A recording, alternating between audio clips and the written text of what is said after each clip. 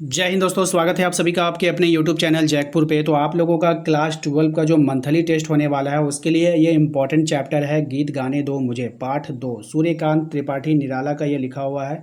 ये इम्पॉर्टेंट है और यहाँ पर जितने भी सवाल है सभी इम्पॉर्टेंट है। सभी का आप लोग जो है धीरे धीरे स्क्रीनशॉट लीजिए और उसका खुद से नोट्स बनाइएगा और उसको आप लोग प्रिपरेशन कीजिएगा। और एक बार जब आप लोग इसका प्रिपरेशन कर लोगे तो आप लोगों के फाइनल एग्जाम का भी तैयारी इसी में हो जाएगा। ठीक है, तो यहाँ से देखिए आपका जो यहाँ पे जो प्रश्न आप देख पा रहे हैं ये आपके पुस्तक का प्रश्न है। ठीक है, कंठ रुक रहा है, काल आ रहा है, ये भावना कवि के मन में क्यों आई है।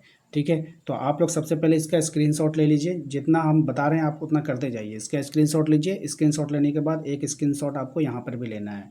ये सब एक ही आंसर है। ठीक है, इसका भी आप लोग को स्क्रीनशॉट लेना है और इसका आंसर आप लोग को तैयार कर लेना है अपनी कॉपी में।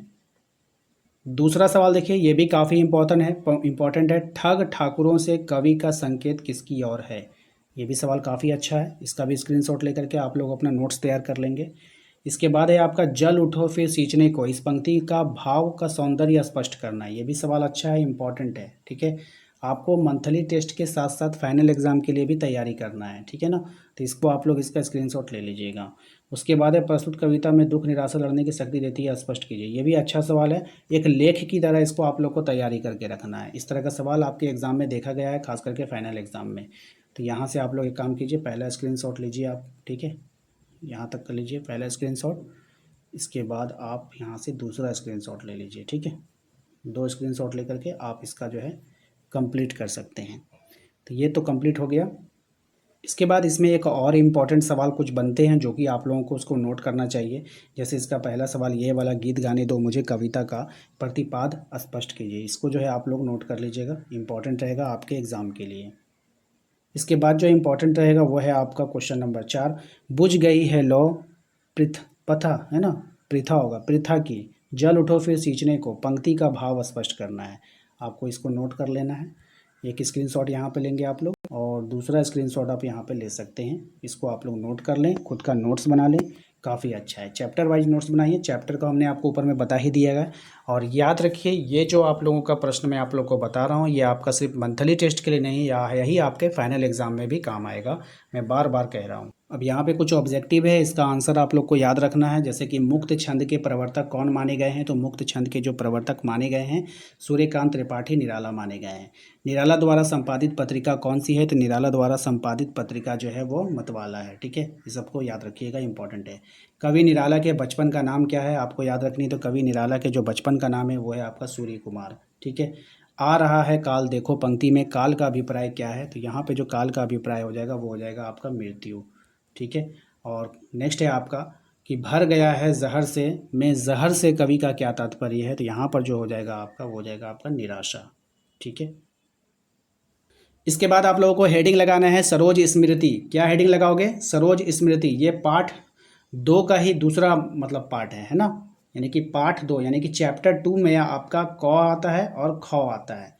तो चैप्टर 2 में ही आपको फिर लगाना है सरोज स्मृति। उसका हेडिंग कुछ और था, इसका हेडिंग कुछ और है। ठीक है, चलिए अब यहाँ से देख लेते हैं जो जो इंपॉर्टेंट सवाल रहेगा आपके एग्जाम के लिए भी, फाइनल एग्जाम एंड आप लोगों के मंथली टेस्ट। सबसे पहला सवाल देखिए, यहाँ पे कह रहा है कि सरोज के नववधु रूप का वर्णन अपने शब्दों में कीजिए। यह भी सवाल काफ़ी अच्छा है, इंपॉर्टेंट है। इसका स्क्रीनशॉट ले लीजिए और आराम से फिर आप लोग अपना नोट्स तैयार कर सकते हैं। उसके बाद उसको याद करना है आप लोगों को। उसके बाद है हमारा कवि को अपने स्वर्गीय पत्नी की याद क्यों आई। स्क्रीनशॉट लीजिए इसका और इसका अभी प्रिपरेशन आप लोगों को करना है। अगला सवाल है आपका, आकाश बदल कर बना माही में आकाश और माही शब्द किनकी ओर संकेत करता है। चलिए इसका भी स्क्रीनशॉट आप लोग को लेना है, ये भी इंपॉर्टेंट रहेगा आपके एग्जाम के लिए। सरोज का विवाह अन्य विवाहों से किस प्रकार भिन्न था, इसका भी स्क्रीनशॉट लीजिए आप लोगों को। ठीक है, ले लीजिए। उसके बाद फिर यहाँ पर आपको इसका स्क्रीनशॉट लेना होगा। ठीक है, तब ये जा कर के पूरा होगा। ओके, अब यहाँ पे देखिए ये वाला क्वेश्चन आप छोड़ दीजिए, ये भी छोड़ दीजिए। कवि ने अपनी पुत्री का तर्पण किस प्रकार किया, ये इंपॉर्टेंट है, इसको आप लोगों को ले लेना है। कवि ने अपनी पुत्री का तर्पण किस प्रकार किया है। ठीक है, इसका स्क्रीनशॉट लेकर के इसका तैयारी कीजिएगा।